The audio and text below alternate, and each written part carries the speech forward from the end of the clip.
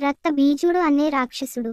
అతని రక్తం బొట్టు క్రిందపడిన ప్రతి నేల దగ్గర అతని కన్న 1000 రెట్లు శక్తివంతం అయిన రక్త బీజులు వందలు వేలల్లో పుట్టాలని బ్రహ్మదేవుని నుండి వరమును పొంది ఉంటాడు. వరగర్వంతో ముల్లోకాలను ముప్పు తిప్పలు పెడుతున్నా రక్త బీజుడిని ఓడించడం ఏ దేవతల వల్ల అవ్వలేకపోయినది. దేవుళ్ళు అందరూ పార్వతీదేవిని ప్రార్థించగా జగన్మాత తన అంశతో కాళికాదేవి అవతరిస్తుంది. ఈవిడ ఒళ్ళు మొత్తం నల్లని నలుపు వర్ణంలో ఉండి మహాభయానకం అయిన వదనం, కోరపళ్ళు, ఛాతీ వరకు వేలాడే రుధిర వర్ణపు నాలుకతో, ఒంటిపై వస్త్రాలకు బదులు పుర్రెల దండ మీద అస్థి పంజర చేతులు కింద వైపున కట్టుకుని, బిరుసెక్కిన నల్లని పెద్దవైన శిరోజాలతో 8 చేతులు వాటిలో ఆయుధాలతో అతి క్రూరంగా గర్జన చేస్తూ, దిక్కులు పిక్కటిల్లెలా అరిచి యుద్ధంలో కాళికాదేవి రక్త బీజుడిని చంపగనే మళ్లీ యథావిధిగా పుట్టడం మొదలెడతాడు.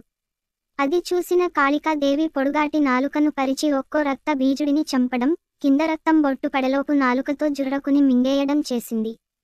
తద్వారా ఒక్కసారి కూడా రక్తం నేల తాకకుండా ఉండుట చేత రక్త బీజుడు మరల ఉద్భవించుట జరగలేదు.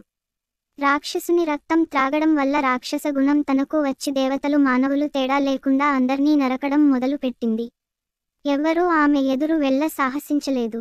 ఈమె పార్వతీదేవి అంశమే కనుక మహాదేవుడే ఆమెను శాంతిప చేయగలడని దేవుళ్ళు అందరూ మహాదేవుడిని ప్రార్థించగా, మహాదేవుడు ఆమెను అనుసరిస్తూ వెళ్ళి ఆమెకు ఎదురు పడగానే నిలబడకుండా వెంటనే నేల మీద పడుకుంటాడు. ఈమె వెళ్తూ వెళ్తూ మహాదేవుని ఛాతీ మీద తన పాదం మోపుతుంది.